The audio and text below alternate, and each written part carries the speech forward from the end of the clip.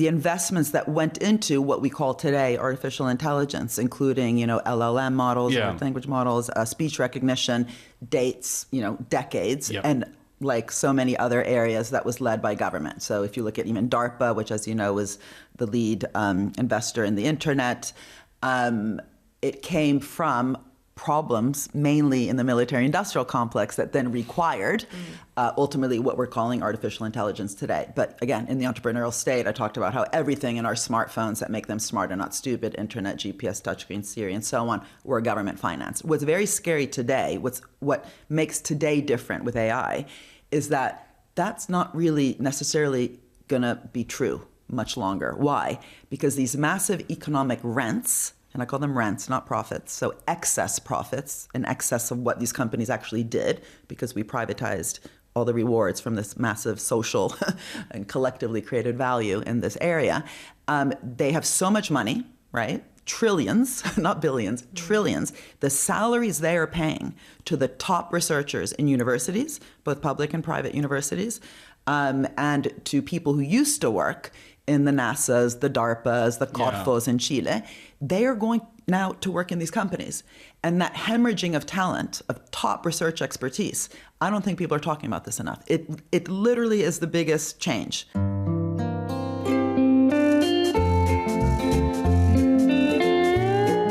Hello and welcome to another episode of the Odd Lots podcast. I'm Joe Weisenthal. And I'm Tracy Alloway. We're still here in Madrid, Tracy. How are you? Still here. You having a good time?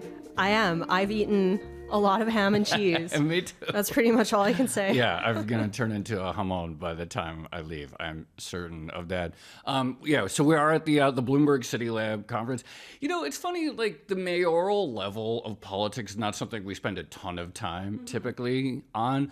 But I would say, like, it definitely, when I think about it, when I'm like here and like listening to a lot of the conversations, it's just so obviously like connected to a lot of the themes we talk about, because so much of our discussions have to do with something related to, innovation or technology or implementation of policy and how it spans both the public and private sectors. Yeah. I mean, also, when I think about a lot of Odd Lots topics like AI or housing affordability or inequality, like cities, I think CityLab actually used this phrase at one point, but cities are really at the front line of all of those challenges, right? And trying to implement policy in that local level in a way that's like very easy to see and observe and also to judge. Totally. Yeah, no, it's exactly right. And I think maybe there's something like, it feels like to some extent the mayoral level of any governance is sort of maybe the least ideological and the most like, we talked to the Baltimore mayor, for example, and so much of his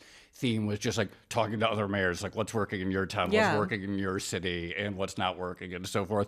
They all have such similar challenges. So many things have been like repeated, one time after another, that like they all can sort of speak the same language and all have the same issues.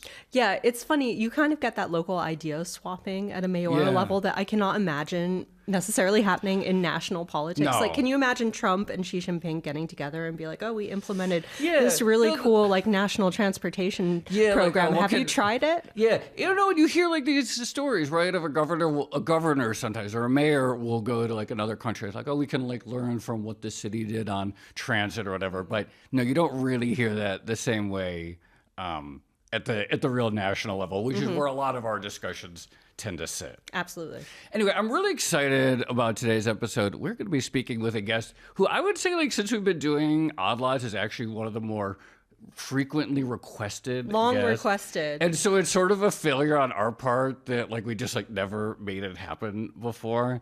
But yeah, someone who like really like whose whole career is like dedicated to a lot of Odd Lotsy themes. Well, we waited until we could do it at Madrid. Right, we didn't want to just venue. like do it at any other random venue. Yes, it was all very strategically designed. So we really do have the perfect guest, someone that a lot of guests have wanted to listen to, hear from for a long time. We're going to be speaking with Mariana Mazzucato, professor at University College London, founder of the Institute for Public Purpose, author of several books sort of touching on these themes of technology, public sector, private sector, the roots of innovation, how these things actually get deployed. So, Professor Mazzucato, thank you so much for coming on Odd Lots. Thrilled to finally have you on. Finally. Completely our fault for not having made it happen sooner. But why don't you just start, what are you doing here? What brings you to this particular conference? What attracts you here? Well, first of all, I'm here also because the government of Spain is really kind of leading the way in many areas that I'm very interested in, especially the kind of new economic thinking that needs to underpin how we rethink government. And so I was meeting with both the Prime Minister and the Minister for the Economy, Carlos Cuerpo, who I'm on a panel on today with, about a council that we've just set up. It's called the Global Council for a Common Good Economy.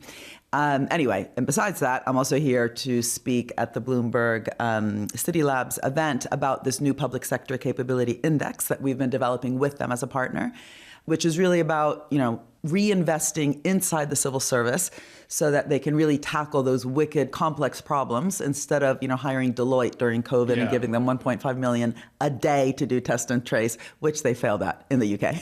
I definitely want to get you to go off on consultants. But before we do, when you meet with someone like the Prime Minister of Spain, what is it that they want to know from you? What information or expertise are they seeking? Right. Well, I'm actually quite lucky that my books actually get read by the Prime Minister. So usually what happens is that they've, especially the Entrepreneurial State, which I wrote in 2013, that had quite a bit of an effect here. They even wrote a report called El Estado Emprendedor en España. And they really want to ask me, what does that mean? What does it mean for actually even being able to fail? For example, right? So venture capitalists are always bragging about all the failures that they had in order to get a success, whereas as soon as a civil servant or a minister fails or a prime minister fails, front page of the papers. So they're very interested in the kind of narrative change, but also, the cultural change, but especially the theoretical underpinning within, say, a finance ministry or an economics ministry that needs to then accompany rethinking government. Because otherwise, if you continue to have the old economic models where we judge things by cost-benefit analysis, net present value, all these really static metrics, we would have never even bothered going to the moon, first of all, in the 1960s, had we thought of it as a cost-benefit calculation. And so what should replace that, right? So you mentioned the Entrepreneurial State being published in 2013, and I feel like I need to emphasize this because there has been this mind shift since the 2020 pandemic on industrial policy, and we kind of take it almost as a given, especially on this show, that there is a role for governments to play when it comes to innovation and entrepreneurialism. But you were there very early. Did you feel vindicated by the 2020 shift? Well, I think there's a bit of a misunderstanding that just because government's spending a lot of money, investing a lot of money, whether it's the IRA or the Next Gen EU 2 trillion recovery plan in Europe, that means that industrial strategy is back or that, government is being really strategic. It depends. And I mean, that's the whole point, right? How are we actually framing it? Is it just a lot of tax incentives? Are we focused too much on sectors? To what degree is industrial strategy actually helping to create a more inclusive, sustainable, innovation-driven, economy? Or is it just another wave of handouts and subsidies to particular sectors, and then we end up socializing risks and privatizing rewards? And also, I used to joke that the U.S. government has always had an industrial strategy, but, pretended not to. And they've always, talked the Jefferson talk, but acted the Hamilton talk, or the Hamiltonian kind of more, proactive government strategy. But by pretending that wasn't there, they kept a lot of things under the radar. And the joke bit is just that finally people understood what the hell I was talking about because of the musical. Before the musical came out, Hamilton. Anyway, so I think that's really important to recognize that industrial strategy has always been there, except that in certain phases, including now in some countries, it's not really strategy in terms of being driven by public purpose, which, as you said, is the title in this Institute for Innovation and Public Purpose that I direct. It's been just kind of vertical strategies, focus on sectors, technologies, types of firms, right? The whole focus on small, medium enterprises. Right. So what I've been trying to do is to say, stop focusing on sectors, technologies, and firms, focus on big problems, right? As bold as going to the moon and back in a short amount of time. This is the mission idea, The missions that then require sectoral support, but you're not getting support because you are a particular sector. You're getting support if you're willing, so moving away from picking winners to picking the willing, if you're willing to work with government around these very difficult challenges, which could be as, I don't want to say simple, but as concrete as making sure that every child in a country has healthy, tasty, sustainable school lunch, right? Not just school lunch. That was the Reagan thing where he said ketchup is a vegetable so we can reduce the cost. We all had T-shirts of Reagan and ketchup, which was the vegetable, is what the T-shirt said. So having moonshots, even on something as simple as a cafeteria, that then requires innovation across many different areas. It requires government to wake up and not just have that be done, for example, from the Department of Education. Department of Agriculture, Health, Education, Finance would work together on a moonshot of healthy, tasty, sustainable school lunch. So that interministerial coordination, which we saw during COVID, right? So we had the war room, the situation room, the military, education, health, and so on together because we had these really difficult challenges. But as soon as COVID stops, we go back to very siloed ways of thinking. As someone with 2 kids in the New York City public schools, I can absolutely confirm that the degree to which they associate the mayor with school lunch policy is extremely real. And they'll talk about we used to have these really nice waffles or something, and then Eric Adams got rid of them or something. They're really keyed in. Single issue voters they're real on waffles. Single issue voters. They're really pay attention to the degree to which school lunch policy shifts with administration. This is they're really they really think, what is state capacity? We've been using this term for years on the podcast, and we're during COVID, we're it took a long time to stand up testing facilities for sense on people. We lack state capacity, but what is it? What's the definition? So we actually distinguish between the word capacity, routines, kind of administrative routines, and then capabilities. So what governments are often lacking are those kind of dynamic capabilities. So capacity partly is literally, do you even have fiscal space? Do you have a budget? But also, how are you thinking about that budget in terms of do you put it this way, capacity is, number of people working in your administration, the budget that's been allocated, perhaps also the training, that the civil service actually has. But capabilities are what you actually then do with it. Are you agile? Are you flexible? Are you able to pivot during COVID and actually start working in this more, again, interministerial way? Do you know how to work with others, right? Do you set up good partnerships, or are they problematic partnerships? And also, you were talking before about what you're learning here, which is fantastic, about how mayors can learn from each other, right? Have you invested in your ability to learn, to adapt?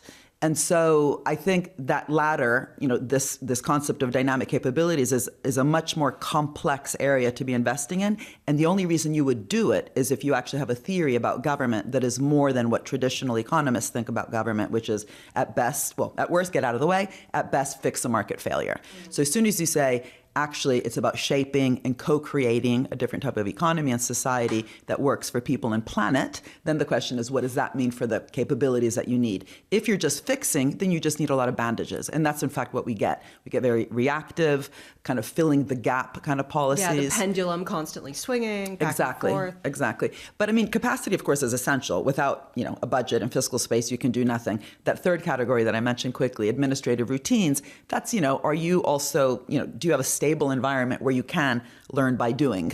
Because if you're constantly changing what you're doing, it's going to be hard to have a learning by doing dynamic. So those kind of administrative routines, I even see this in my university, where as soon as you get a lot of turnover, even those kind of basic routines aren't there. But capability, so these 3 areas, capacity, routines, and capabilities, are equally important, but the capabilities are really what I find are lacking. And it goes back, as I was mentioning before, to the underlying economic dogma that has underpinned the way that we think about policy, government at different levels, that by design, not by coincidence, is reactive.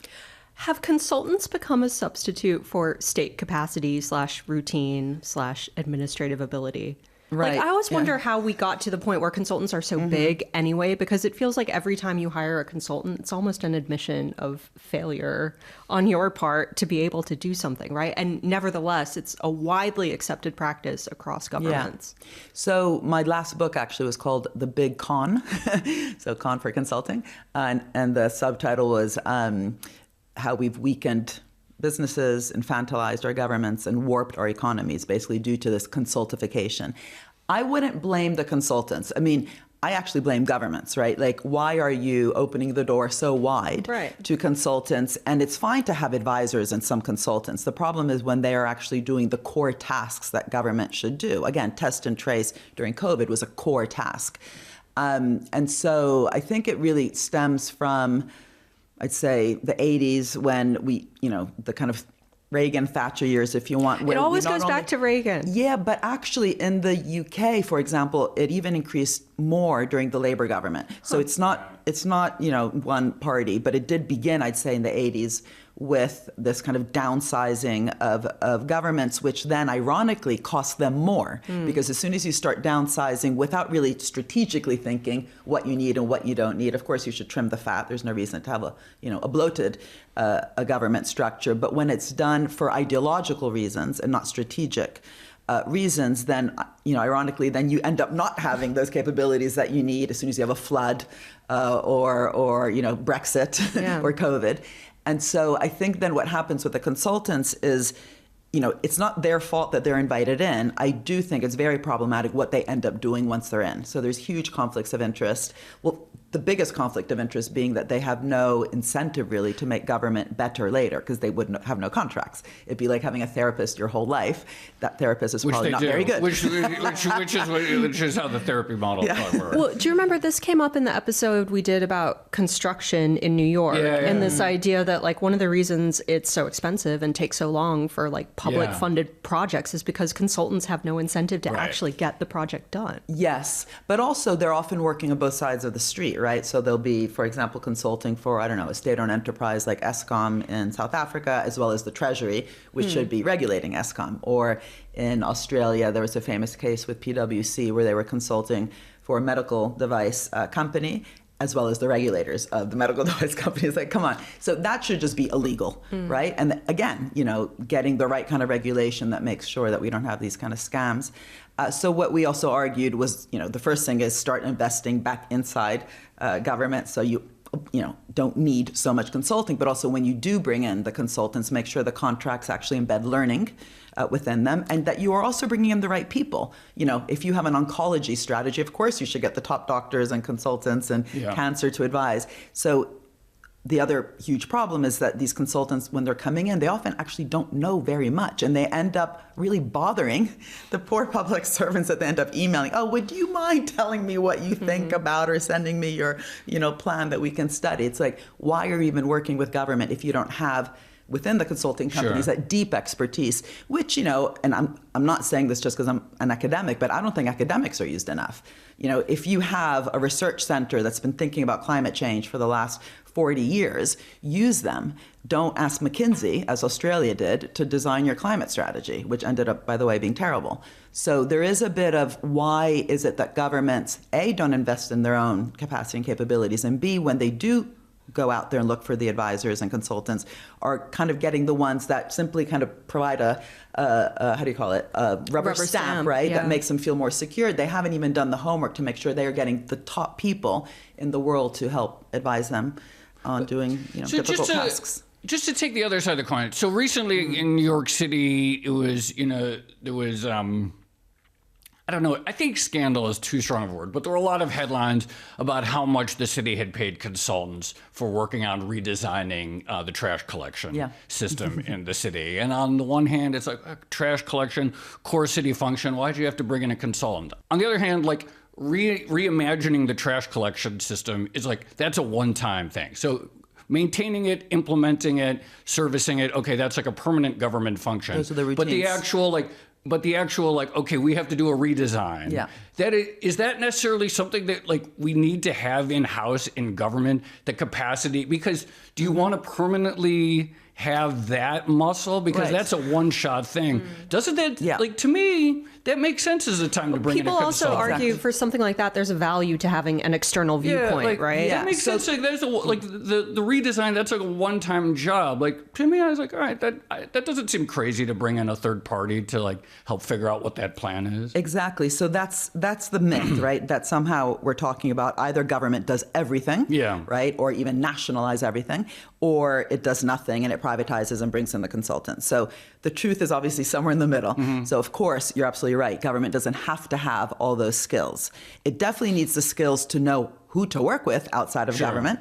But it also needs to even understand that kind of outside landscape to even think about what might we need, how might we start developing a strategy that reimagines, say, the trash collection process. So, that's why I talk about missions. So when, NASA wanted to go to the moon and back in a short amount of time, they didn't say, we're going to do it all by ourselves. And they also didn't say, we're just going to do it with the aerospace sector, right? They said, we're going to have to work with so many different private sector people. They ended up working with something like 400,000 people in the private sector. They said, we have a lot of problems, but we don't know the solutions, but we're going to set very clearly a direction for working with the private sector in a problem-oriented way. So the first thing they did was change procurement. Procurement, government purchasing is often like 30% of a government's budget. It's a very important part of their budget, whether it's Barbados, a small island state, or the US, a very large government. Procurement is there. How are we using it? So they realized they had the wrong type of procurement. It was just, again, minimizing costs. It was cost plus procurement. They changed it to outcomes-oriented procurement, and they started to ask themselves, what are the outcomes that we need? We need to figure out, how are the astronauts going to go to the bathroom? Right, which, by the way, was just a problem again with Artemis. The toilet always a problem up in space. What are they going to eat? What are they going to wear? How will we communicate with them? And it was the solutions to those problems that happened within mainly not only private sector institutions, with NASA's also kind of leading investment, but especially leading kind of thought process of what the problems were, that ended up getting us camera phones, foil blankets, home insulation, software, so many different innovations across many different sectors, aerospace, nutrition, materials, electronics. That itself is what we're talking about, right? So whether it's going to the moon, whether it's trash collection, whether it's school meals, whether it's, getting prepared for the next pandemic, which unfortunately the science tells us will happen. How are we even thinking within government in a problem-oriented way, a solutions-oriented way? And this, by the way, is why the CityLab conference is so wonderful, and Bloomberg's government innovation team is so, important for so many cities, is because they then share their experiences of solving problems.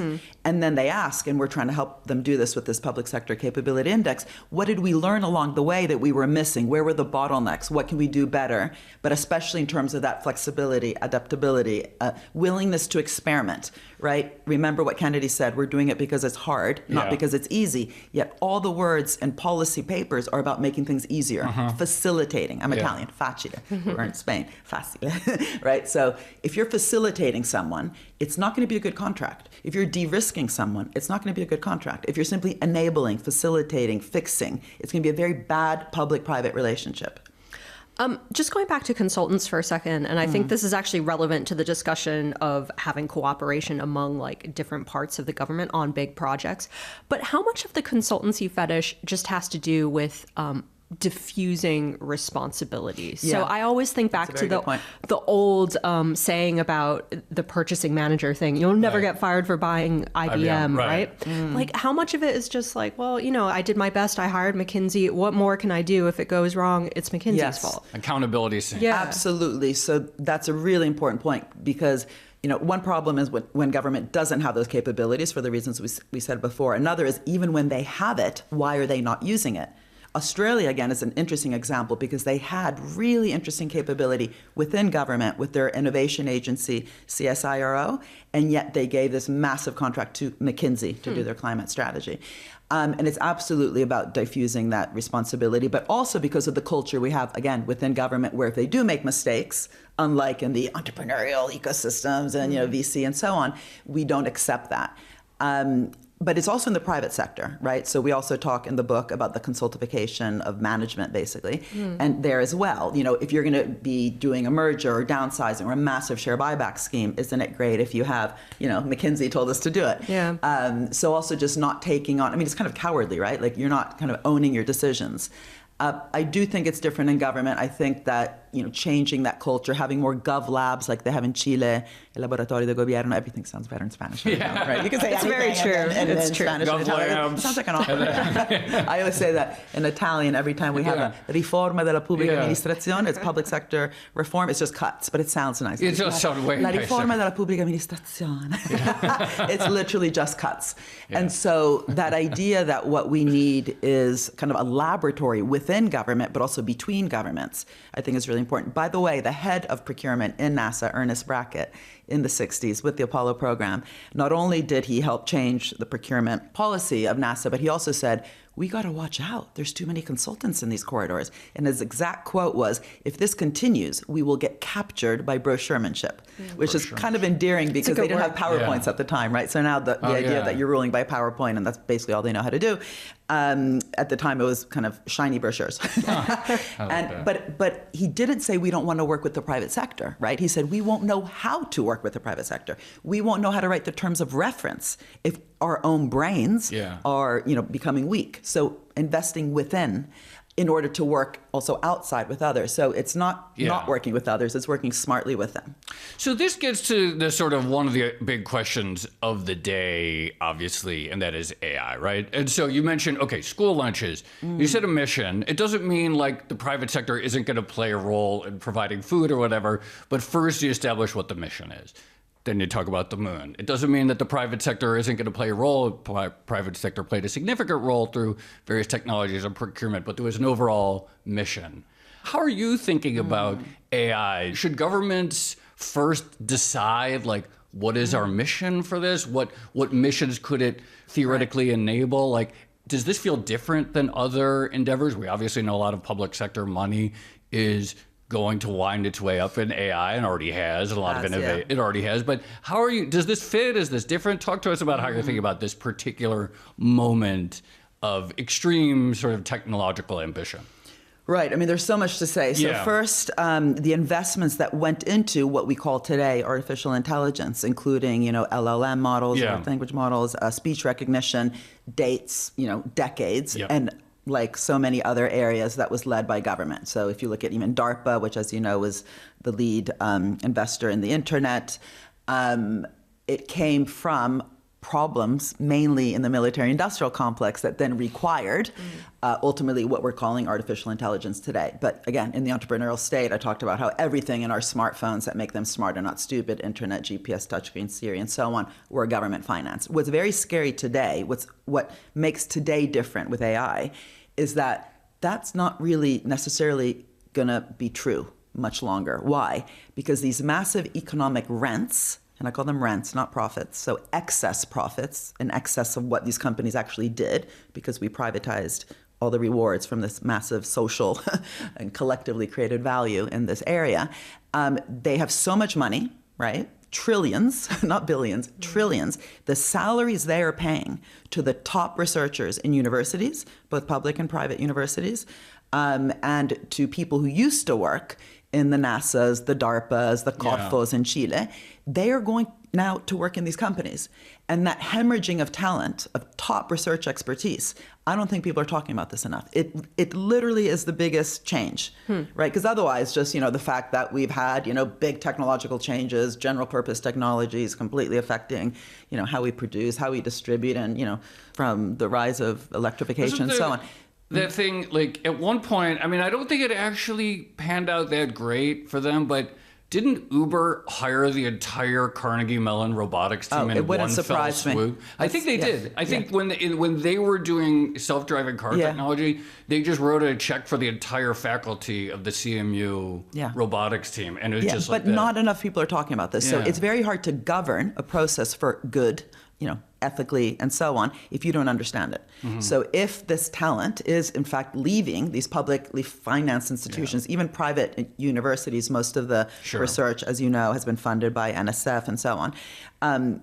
Once they leave and the knowledge is so concentrated in these few AI companies, I don't think we've thought about that enough. But sorry, just the other thing is, I mean, just coming back to your question, which I don't think I answered properly. Yes, of course, government should be thinking, because of its, at least a democratically elected government, right? This is different for dictatorships, what we would expect from them. But we would expect governments to make sure that any big change, large kind of opportunities around technological change, are done in ways that are, again, good for people and planet, right? But that requires not only that capacity that, as I mentioned, is being decimated, but also a certain type of regulation, which is making sure we even understand the process of, for example, how algorithms are currently being designed, and whether we have a situation like Shoshana Zuboff in her great book, Surveillance Capitalism. She says, you think you're searching Google for free, they're searching you for free. That could have been avoided, right, through the design of the algorithms. And given that the algorithms initially, at least, were publicly financed, there is this issue of how do we, in a pre-distributive way, instead of kind of ex post with redistribution or regulation or market fixing, think about innovation collaborations that have some of these really important ethical concerns thought about up front. And an example of this would be during COVID, where, you know, the vaccines were not the mission. The mission was to allow these vaccines to be produced and available globally, given it was a global health pandemic. We were all better off if the world was, you know, vaccinated.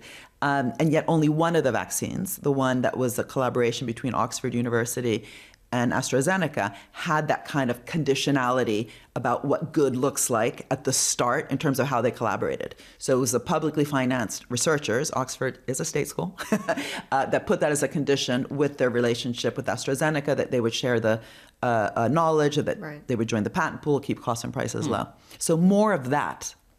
Every time I hear, you know, Tracy, like someone talk about studying AI in college and like their professors, I'm like, that's great, but why are those professors not in the private sector making 100 times? I mean, many of them are, but I'm always like amazed that given how much money people leave money on the table. Yeah, there's like, what are you doing at a university? You're probably making 10 times more. But where did that money come from? Right. This is the issue, right? So this money that's being used to pay these very large salaries that you're talking about, it's, you know, it's very important to recognize that that didn't come about because of, you know, early on this amazing kind of entrepreneurship and all the knowledge was in these companies. They gathered that knowledge. Now they're using it. Of course, they're pushing the frontier. Of course, they're doing research. But that idea of also making sure that companies are not earning in excess, right? So why did the public purse not benefit in those early days? Why are they evading so much tax? I mean, literally in so many countries paying almost no tax. You know, also labor exploitation in the case of Amazon. You know, you don't hear it from me, you hear it from all sorts of different investigations, even during COVID, by the way, that they wouldn't even put the ambulances apparently outside the warehouse. I don't know, I've read that, I'm not sure if it's true. But anyway, the point is that you know, what does a good company look like and how does that then affect the returns that they're earning and what is a just return versus these excess returns that now are being used to, you know, hire in. You know, you mentioned the black box of the algorithms, which I think is a really interesting point. And we did an episode with the CTO of Goldman Sachs recently, and we asked him, like, you know, Goldman Sachs is a highly regulated bank. When you have bank supervisors who go in and want to understand your AI system, what are they actually understanding? Do they like understand the underlying code that's driving the algorithm? And the answer was, well, no, not really. You can't expect them to understand all that stuff. It's more about having the right controls in place that prevent the algo from running amok. And so my question is with AI, where we have a lot of experts, highly paid experts and engineers in the private sector developing all this new stuff versus a shrinking body of government officials, like what should our expectation be about how much they understand this technology? Right. Well, it actually comes back also to that previous point. Do you need all that expertise inside? Or also, how do you regulate this in such a way that also stimulates more innovation? Because you don't want to put a cap on the innovation just by over-regulating it. This is where, by the way, I disagree with the abundance theorem, which makes it sound like, you know, there's all these opportunities out there and it was regulation and too much planning and too many conditions that kind of hurt that, which I think actually corporate governance and shareholder value maximization has really actually stifled the opportunities that we have today. So they don't have to, of course, understand the algorithms, but they do need to do exactly as you said, like we do with climate, right, where there's climate disclosures. We need to know what it is that we want to be disclosed. In fact, we have a project that we just did, that we just finished with, do you know Tim O'Reilly? So it was Tim and myself with a grant from the Entrepreneurial Foundation, a project we called Algorithmic Rents. And how to reduce these rents and how we're designing algorithms also through disclosures. So we thought about what would be the equivalent of AI-related disclosures that could do exactly as you said, be almost the equivalent of what banks now have to do, but also companies have to do around kind of ESG kind of metrics. Interesting. And so, I mean, the project is still, underway, and what we want is actually to find kind of a coalition of AI companies that would be willing to think about this with us. But that assumes, right, that there's also enough of the science, as there has been with climate change, which said this is an urgent problem. And unless we fix it now, we're going to reach a tipping point where there's no coming back. That's really when things started to change around the climate disclosures. We haven't for some reason, reached that yet. Even though there's such a link also, by the way, between AI and climate, like in terms of these data centers guzzling, like for every, chat GPT search you do, apparently it's like using a bottle of water, like the small plastic bottles of water, like that's literally how much we're using. And yet, we're not making that kind of systemic understanding of, AI problems and how they are connected to climate and water problems and so on. And that requires, again, government not just having an indicator like GDP to think about, but a dashboard, right? When you're driving your car, if you had one number, how much gas you have or how fast you're going, you would crash it. So what does a dashboard look like, for government that would allow it to make sure it's on track to making sure that also with the evolution of technology, it's thinking about these kind of more systemic features and not just thinking about it as innovation policy. Just from a pure sort of history of technology standpoint, does AI feel different? I think it definitely fits with the kind of characteristics of a general purpose technology in the sense that it really does kind of change everything. However, there's also a lot of kind of myths around that, a kind of a bubble in terms of how we're thinking, not only in terms of the financial market bubble around it, but, just like with electricity, it took about 30 years for it to actually really affect how governments were operating. Similarly, with the internet, you'll remember when Robert Solow was saying, there's computers everywhere except in the productivity statistics. Yeah. I think we're still very early in the phase with AI in terms of it having a really meaningful impact on improving. Again, coming back to the point about problems, right? This ultimately should be helping us solve problems. Which problems is AI really helping us to solve in a systemic way that can scale and that there's learning between governments? We're definitely using AI. Is it actually helping us, solve some of the biggest problems of our time? Again, health problems, climate problems. Surely there's some of that. But until we manage this process, until we govern it, both ethically, but also in a way that is with government instead of kind of, sidetracking government in order to extract these mega rents, then we're going to have a huge problem.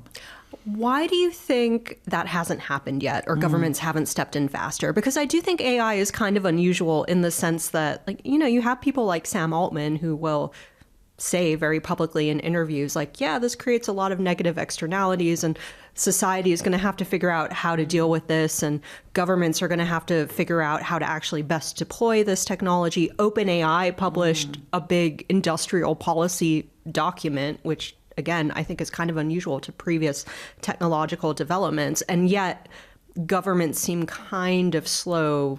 I don't want to generalize too much, but many governments seem kind of slow to get in and really start shaping what they want to do with AI. Yeah, I mean, I think, again, it seems like I'm saying the same thing, but I really, it's because I believe in it. This technology on its own will not solve anything. If it's accompanied by a strong, for example, health system that with AI thinking about health problems, then I can see that being absolutely revolutionary. And in fact, I once heard a really interesting discussion between Nandan Nilekani. It's an incredible entrepreneur of computer systems. He was one of the co-founders of Infosys in India, and Eric Schmidt. At one of these dialogues we have in Bellagio, this beautiful villa in Lake Como run by the Rockefeller Foundation. And we had kind of Eric Schmidt on the one hand saying, in the future, all we're going to really need is an app, a health app, and that's going to be fine. And Nandan Nilekani, who really is one of the biggest innovators around computing, was like, what? Like, let me tell you, in India, without a proper health system, no matter how many apps you have, we will continue to have misery. And so it's not one or the other, but what you need is more people like Nandan who think about what is the relationship between, the power of AI and the structure of a health system. And who's thinking about that? And if we do have at the same time, not just austerity, but this, kind of dumbing down of what we think government is for, so even the health systems we have are not kind of, fit for purpose, then I don't see any sort of future of AI kind of helping us with health problems. And by the way, just look at water. I mean, like 55% of the global food system right now is at risk because of how we're treating the global hydrological cycle. Biodiversity loss also in the Amazon is affecting droughts and floods in other parts of the world. That's a huge problem. To what degree are we really using AI to, fix that problem? Yeah. Not much. So it's also about where we're putting kind of the emphasis. And for that, I think we do need these moonshots, government-led, working with the private sector, and again, using the power of AI, well-regulated, to solve very concrete problems. Yeah, Joe, I was thinking about this specifically related to healthcare recently because I've seen a bunch of startups that are saying they're going to simplify the billing process for hospitals. And then you also know that there are a bunch of insurance companies that are also using AI. And it's like, well, if we're just going to have more computers debating with computers. Yeah, exactly. And like if the system itself doesn't change, nothing's going to improve. Right.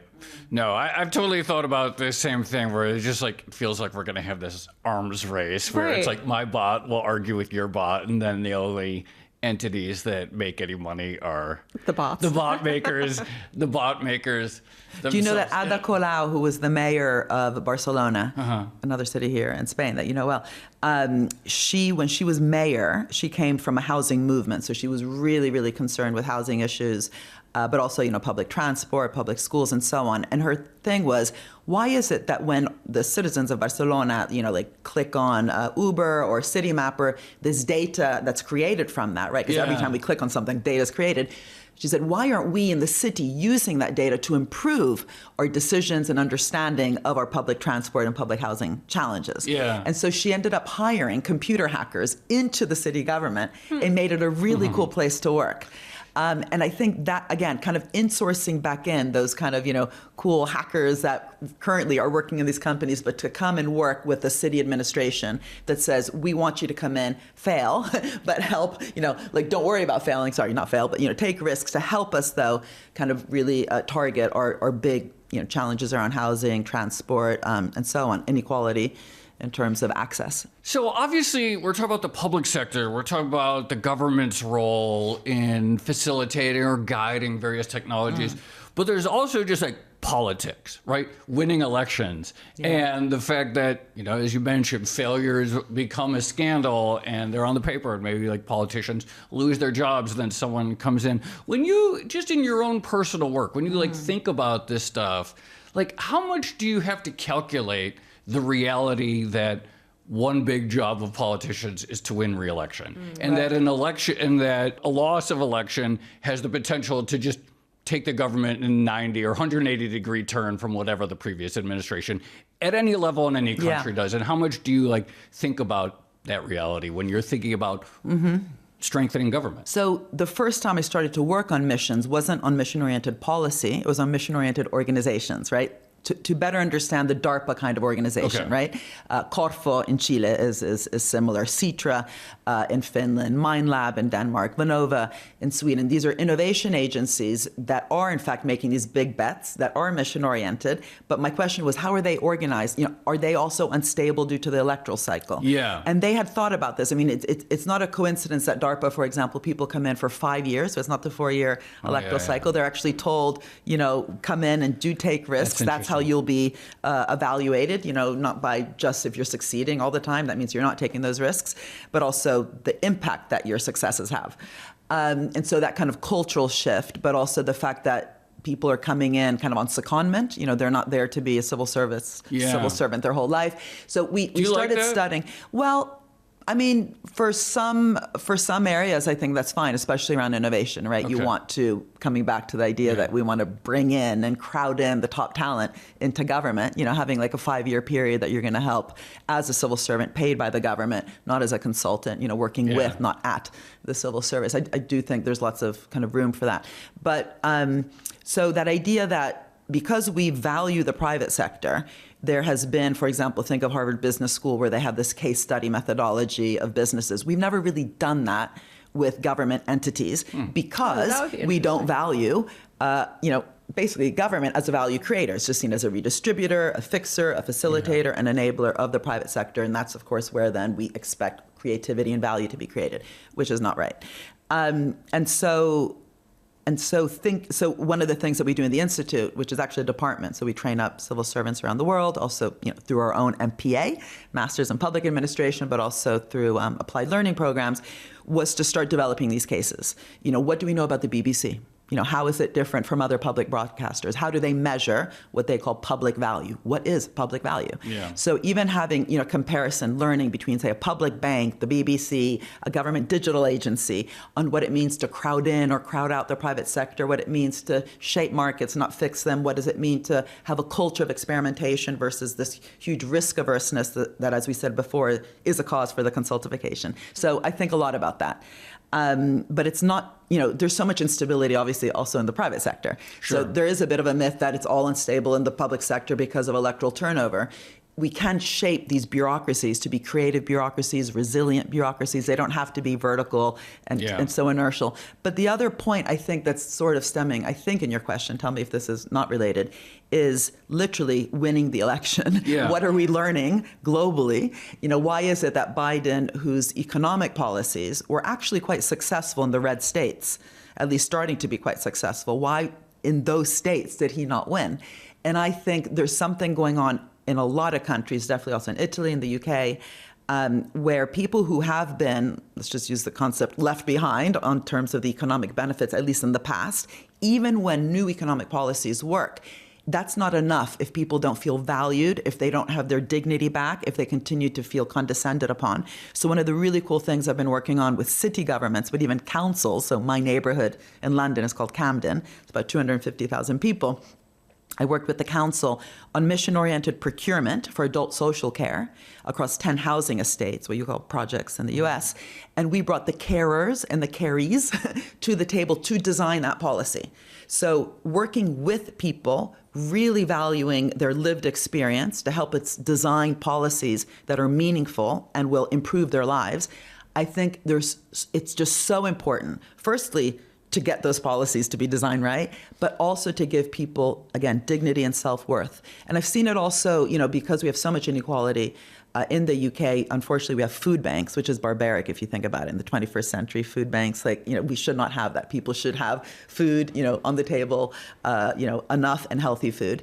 We don't have that. So transforming food banks into food cooperatives, green food cooperatives, where the people benefiting from the what was a food bank are now also in the place of governing, of having real deliberation, of thinking together. I can tell you the people I saw working in the food banks who are also receiving the food, the facial expression, the dignity, just even how people are standing is completely different from a system where, Here's someone's expired, yeah, exactly. pumpkin from last Thanksgiving. No, but even if it's good food, if having, again, bringing back dignity and value, it's so important, I think, to fight populism.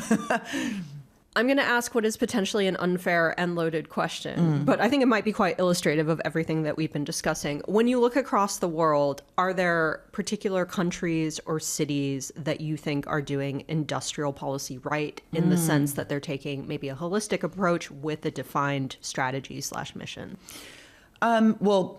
So I tend to also look at very specific things that a government did instead of just saying the whole government's perfect, right? Yeah. So for example, in Brazil, something they've done that I think has been very positive is that they've put what I call missions at the center of government. So the ecological transition is at the center. And that then required the Department of Finance, for example, to rethink its own tools.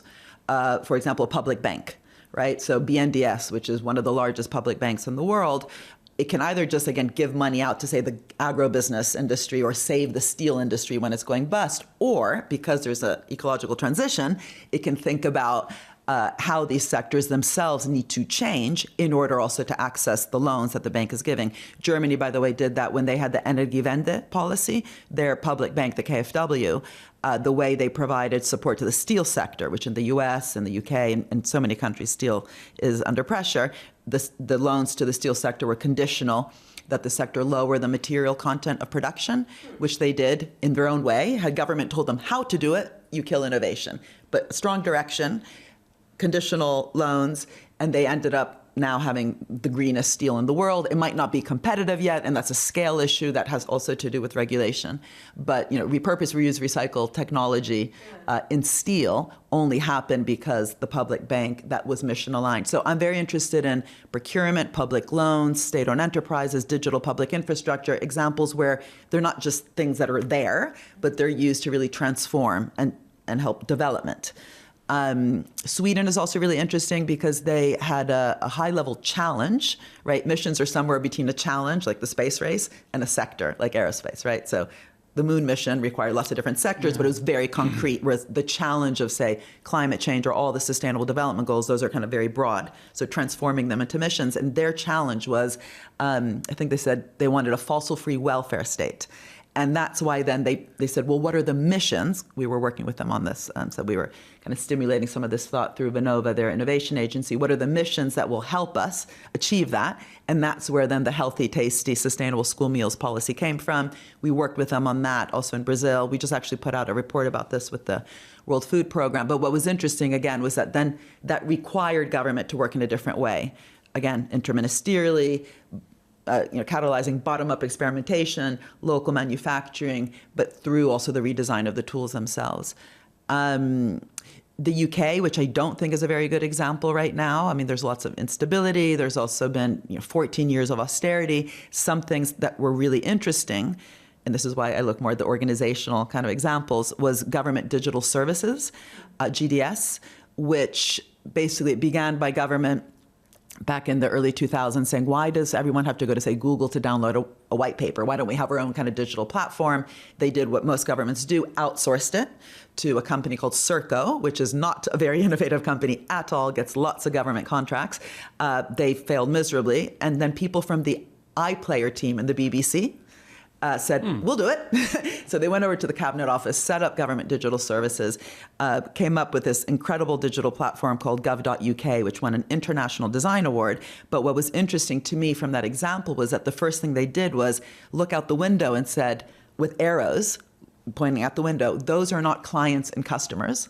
Let's stop talking about people as clients and customers. They're users with human rights, and how they will access their driver's license, their passport, their voter registration has to enhance their their souls and not make them want to die. If you see the Ken Loach movies where people literally want to die when they're accessing their welfare payments because of just the complications around it. And so having kind of like a user-friendly government digital platform that changes the experience of a citizen with those rights that they have through the technology just requires a very different kind of mind shift. And it became the coolest place to work. So if you were a top, software engineer or even, whatever, these hackers that Ada Colau wanted to hire, that's where they wanted to work, to the point that lots of private companies were having a hard time finding the top talent because they all wanted to work in GDS. So again, those are the examples I think we need to look for, not like which is the government that's doing everything perfectly. All right. Professor Mazzucato, thank you so much. Great to finally catch up with you. It took us all randomly being in the same location in Madrid, but thank you so much for coming on Odd Lots. Thank you so much for having me. Tracy, I'm glad we finally caught up with Professor Mazzucato. But this was the place to do it. This is definitely the place to do it. I think it really did. Her framing makes a lot of sense. This idea that outsourcing is not per se bad, that obviously any major mission is going to have significant private sector involvement and innovation, even if it's somehow publicly led, but that there's no chance of going anywhere if there's, if the public sector doesn't have the internal muscle of who to talk to, or who to talk to at the right time. Or how to judge performance. How to judge performance seems absolutely a key question. And that kind of gets back to the mission idea, which I do. I like the idea of focusing on what you're trying to achieve rather than just how you're actually going about achieving it. That makes a lot of sense to me if you're dealing with a vast bureaucracy with lots of different silos. And it also, I think, getting back to that expertise point does mean that you do develop that muscle internally within the organization rather than just okay, we're going to hire McKinsey to figure out how we're going to do something. Instead, you say, well, we want to do X. Let's all get together and figure out how to do it. AI seems like a weird thing as a technology because, all right, on the one hand, you could say all right, we want to massively improve our healthcare system. We want to massively improve healthcare outcomes. And I think you could very easily say, well, AI is going to be a really big part of that, right? Yeah. And maybe make things a lot more efficient, maybe give information access to a lot of people, identify experts, et cetera. There's all something. Develop new medicines, etc. Yeah, totally. It's so great. So maybe the mission has something to do with health and AI plays an important component of it. I guess what's strange, though, is that AI itself creates its own potential pitfalls. I mean, the industry, as you mentioned, is obsessed with the pitfalls of its own making, right? Yeah. And so there is almost no way that AI can just be a tool in service of some other mission, because almost everyone who knows something about AI sees potential for extreme exacerbation of inequality, potentially AI robots that will be misaligned and want to kill us all when they have sufficient capability. Just little things. No, yeah, right. And so, like, on the one hand, like, yes, as a technology, it might fit into some of these other big missions. But on the other hand, it sort of feels like there has to be some, like, AI specific goal of, like, where do we want this technology to go, or how do we curb it, or whatever it is that seems very distinct. No, right? totally. And I do think the unusual part of this moment in time, and a lot of people will argue that maybe it's marketing or whatever, but you do see the big tech CEOs like basically going on TV and saying, like, we as a whole society need to figure out what we want to do here. And I don't think it is marketing or just marketing, because there's already this very big tech backlash, right? So, like, if we're like, it's not working. If the idea is, we want to plump our valuations, and so we do that by saying the TAM is all human labor. And human life. Then it's like, well, you're really upsetting a lot of people by saying this. That's not obviously good. And B, it's we've written about or talked about, some of these big labs, like, they were founded from day one with the premise that this is not normal technology, which is why it's, like, housed in a nonprofit or something like this. So I tend to think that when the CEOs of these companies talk about this stuff, they kind of mean what they say. They too are concerned. I mean, I also worry without some sort of government intervention or government strategy here, we are going to get to that situation where we deploy AI, and because we're not fixing the underlying system, we're just sort of nibbling at the edges and making it worse, per that idea of, like, okay, the insurance bot is going to talk to the hospital bot. Right. And both of them are going to say that they're streamlining the billing process for medical services, but because we're all doing the same thing without actually fixing how medical bills work and who pays for what in the US, like, it's just going to be bots fighting bots. No one's going to benefit from that. No, and most likely there will be sort of, just ongoing increased complexity. It's bots all the way down. Bots all the way down. All right, shall we leave it there? Let's leave it there. This has been another episode of the Odd Lots podcast. I'm Tracy Alloway. You can follow me at Tracy Alloway. And I'm Joe Weisenthal. You can follow me at The Stalwart. Follow our guest, Mariana Mazzucato. She's at Mazzucato M. Follow our producers, Carmen Rodriguez at Carmen Armin, Dashiell Bennett at Dashbot, Cale Brooks at Cale Brooks, and Kevin Lozano at Kevin Lloyd Lozano. And for more Odd Lots content, you should check out our daily newsletter at bloomberg.com/oddlots. And you can chat about all of these topics 24/7 in our Discord, discord.gg/oddlots. And if you enjoyed this conversation, then please leave a comment or like the video, or better yet, subscribe. Thanks for watching.